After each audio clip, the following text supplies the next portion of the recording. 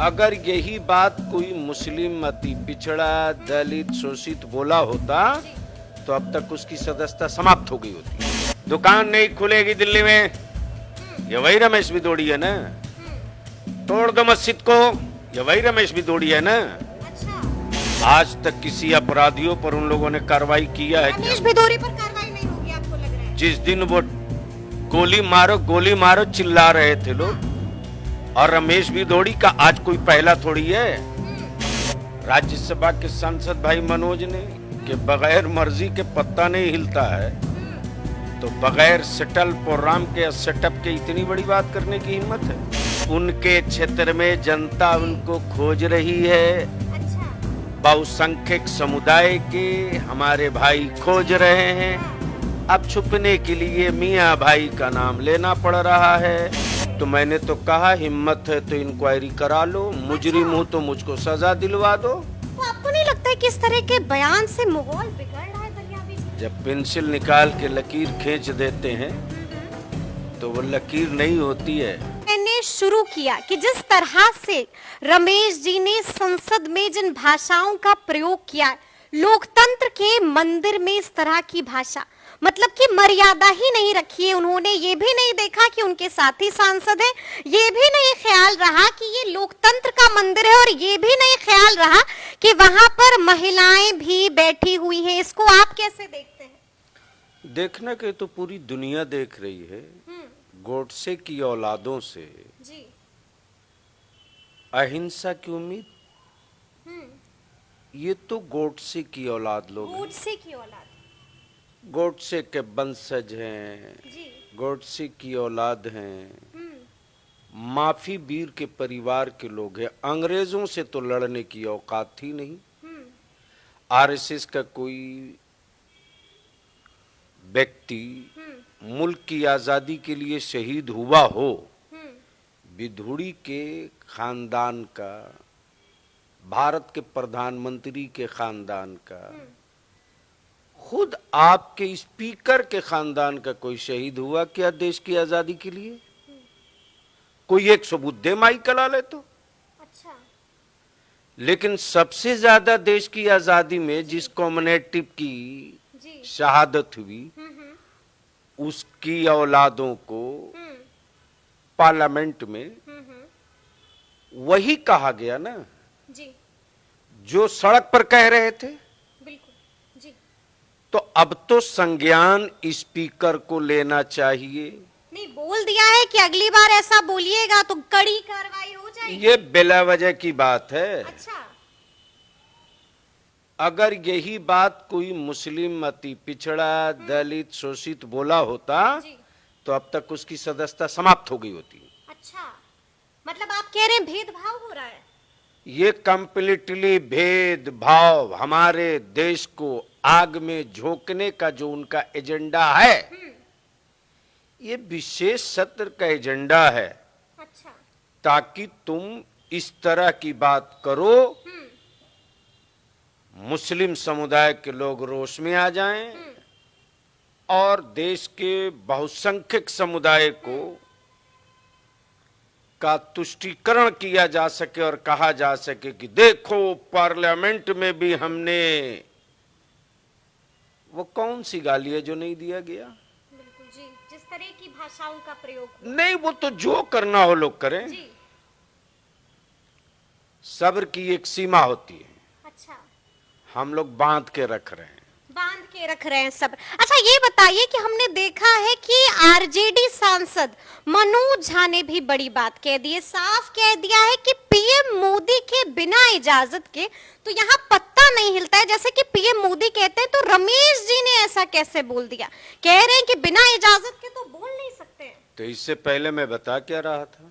तो आपको भी ऐसा लगता है? मतलब हमको लगता नहीं है, जो लोगों को लगता है उससे पहले हमको दिख जाता है। आपको दिख जाता है, तो मतलब आपको भी लग रहा है कि शय दी गई है?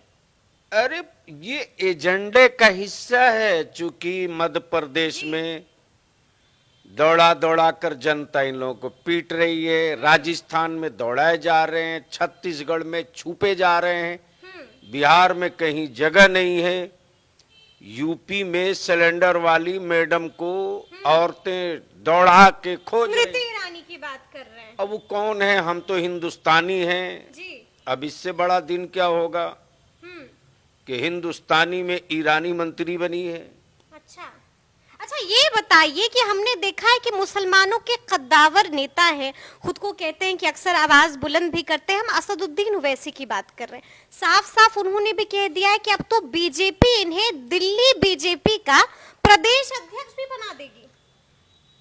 अब ये तो दुनिया जानती है हाँ। कि देश के खिलाफ जी। मैं आपके चैनल से चुनौती देके कह रहा हूं। अच्छा। एक दो नहीं, अनेकों लोग देशद्रोह में आतंकवादियों के साथ। अरे जब खुल्लम खुल्ला देश के राज्यपाल सतपाल मलिक जी ने कह दिया कि देश के वीर जवानों को मरवाने का सुपारी ले रखा है भारत का प्रधानमंत्री, वरना जहाज उपलब्ध नहीं कराते। जी। तो जो आदमी भारत के वीर जवानों के खून के साथ खेल सकता हो, जी। वो एक मुस्लिम अकलियत के साथ अगर खेला तो कौन सी आश्चर्य और हैरत की बात है? कोई हैरत की बात नहीं है। बस सत्ता के लिए वो कुछ भी कर सकते हैं। अच्छा अच्छा, ये बताइए गुलाम रसूल जी, अभी तो आप इतना भड़क रहे हैं, बड़े गुस्से में भी दिख रहे हैं, लेकिन आप भी विवादित बयान देने में पीछे नहीं हैं। फिर चाहे वो ये बात हो कि शहर को करबला बना देंगे, फिर चाहे वो ये बात हो कि बाबा रामदेव का जो संबंध है वो आतंकवादी संगठनों से है, या फिर ये बयान हो कि टोपी और दाढ़ी वालों से इन लोगों को बड़ी परेशानी। आप भी तो देते हैं। आपको लगता नहीं है कि इस तरह का बयान देकर देश का माहौल बिगड़ता है? आपको मालूम है जी। बलियावी जो बोलता है उस पर खम ठोक के अड़ा रहता है। तो अड़े हुए हैं आप इस बयान पर? मुकम्मल अड़ा हूं, इसलिए कि मैं जो बोलता हूं वो विवादित नहीं होता है। आपको नहीं लगता है कि देश को करबला बना देंगे इस तरह का अगर आप बयान दीजिए? आपको हैरत हो रही है? बिल्कुल बताइए। कि मैडम सना और आप करबला जानती भी नहीं है। नहीं, समरीन मेरा नाम है। समरीन नाम है और करबला भी नहीं है। करबला तो मैं जानती हूँ, करबला जान इमाम हुसैन की शहादत हुई है, करबला मैं जानती हूँ। तो आपको नहीं लगता है कि जब आप एक मिनट, तो ये जितने राज्यपाल का, गवर्नर का, राष्ट्रपति का शोक संदेश किसके लिए जाता है? आप कह रहे हैं देश को करबला बना देंगे? हैरत आप है। कह रहे हैं बाबा रामदेव का जो मिला भगत है वो आतंकवादी संगठनों से है। तो मैंने तो कहा हिम्मत है तो इंक्वायरी करा लो, मुजरिम हूं तो मुझको सजा दिलवा दो। तो आपको नहीं लगता है कि इस तरह के बयान से माहौल बिगड़ रहा है बलियावी जी? बलियावी बोल दे तो माहौल बिगड़ेगा, बिधोड़ी बोले तो फूल बरसेगा। अच्छा। बलियावी बोले तो बवाल हो जाएगा। जी। और मेरे बच्चों की कोई मॉब लिंचिंग करे तो लड्डू बरसेगा। बलियावी बोले तो हंगामा। अच्छा। अब कोई रोड पर दौड़ा दौड़ा के गोली मारने की बात करे तो वो अमन और भाईचारा। अच्छा। हमने अगर कहा जी। तो जिन लोगों ने, जो पढ़े लिखे लोग हैं, जो करबला जानते हैं ना, जी, जी, जी। उन लोगों ने समझ लिया कि बलियावी ने बहुत बड़ी बात कही है। बहुत बड़ी बात कही है कि हम हर चीज सहन करके जी। भूख प्यास शहादत सब दे देंगे, अमन की दीवार को टूटने नहीं देंगे। लेकिन जिसके दिमाग में, खोपड़ी में, मस्तिष्क में, डीएनए में यजीद हो, उसको हुसैन, डीएनए में यजीद हो, हाँ, तो उसको हुसैन कहाँ से समझ में आएंगे? अच्छा अच्छा, ये बताइए कि हम देख रहे हैं कि बोल दिया गया है बीजेपी के तरफ से भी कि कारण बताओ नोटिस अब जारी हो गया है, अब तो उनको जवाब भी देना होगा। तो आपको क्या लगता है कि महज बस अब नोटिस जारी हुआ है या आगे कार्रवाई भी होगी? आज तक किसी अपराधियों पर उन लोगों ने कार्रवाई किया है? रमेश भिदोरी पर कार्रवाई नहीं होगी आपको लग रहा है? जिस दिन वो गोली मारो चिल्ला रहे थे लोग, और रमेश भिदोरी का आज कोई पहला थोड़ी है। दुकान नहीं खुलेगी दिल्ली में, ये वही रमेश भिदोरी है ना। तोड़ दो मस्जिद को, ये वही रमेश भिदोरी है ना। अच्छा, इसलिए ये पुराने लोग हैं। मतलब आपको लग रहा है उनके क्षेत्र में जनता उनको खोज रही है। अच्छा। बहुसंख्यक समुदाय के हमारे भाई खोज रहे हैं। हाँ। अब छुपने के लिए मियाँ भाई का नाम लेना पड़ रहा है। अच्छा। ताकि पोलराइजेशन करा सके, और ये होने नहीं जा रहा। एक हमने वीडियो भी देखा है कि जब रमेश बिदूरी बोल रहे थे तो उनके पीछे दो सांसद बैठे थे और खूब ठाके लगा रहे थे। एक हर्षवर्धन जी थे और एक रविशंकर जी थे। आपको क्या लगता है किस बात पे इतनी हंसी आ रही थी? एजेंडे पर काम कर रहा था। एजेंडे पर काम कर रहा था तो बगैर ये लोग तो कह रहे हैं कि हम तो सुने ही नहीं कि बात क्या हो रही थी, हम लोग तो अपने में बात कर रहे थे। अब आप ऐसे कह रहे हैं एजेंडे पर काम। तो ठीक ही तो कहा है हाँ। राज्यसभा के सांसद भाई मनोज ने कि बगैर मर्जी के पत्ता नहीं हिलता है, तो बगैर सेटल प्रोग्राम के सेटअप के इतनी बड़ी बात करने की हिम्मत है। अच्छा, चलिए एक आखिरी सवाल आपसे लेंगे। हमने देखा है कि अब विपक्ष ने भी एक खत जारी कर दिया है, लोकसभा स्पीकर को भेज दिया है। उसमें 4 पार्टियां शामिल है लेकिन जेडीयू शामिल नहीं है, ऐसा क्यों? ऐसा है जी। कि उस समय जो लोग उपस्थित होंगे हाँ। लिख के दे दिए होंगे। अच्छा। जेडीयू एनडीए की इंडिया की स्थापना की जेडीयू और हमारे नेता माननीय नीतीश कुमार जी ने शिलान्यास किया है। ये तो दुनिया जानती है। ठीक है। और इस वक्त हाँ। सबसे घोर विरोधी हाँ। प्रधानमंत्री का कोई है तो बिहार के मुख्यमंत्री श्री नीतीश कुमार जी हैं। चर्चा तो हो रही है कि बात हो गई है। आप लोग चर्चा करते रहते हैं। हम तो आपसे सवाल कर रहे हैं। हमसे सवाल क्यों कीजिएगा? ये सवाल तो आप भाजपा वालों से नहीं कीजिए। हम तो अपना काम करते हैं। हमको सवाल तो हर तरफ पूछते हैं। हमें मालूम है ना कि कौन सा कहाँ से सवाल आता है।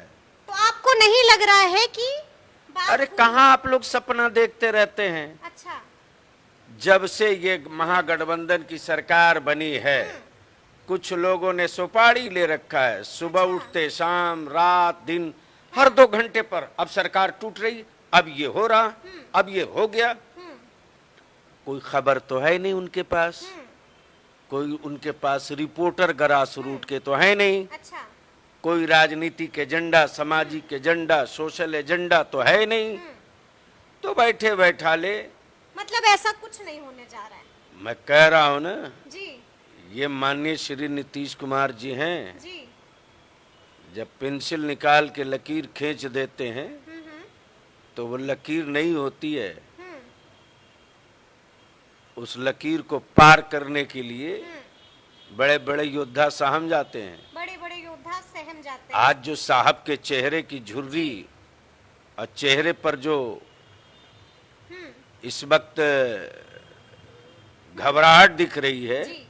वो किसी और की नहीं, माननीय नीतीश कुमार जी की है।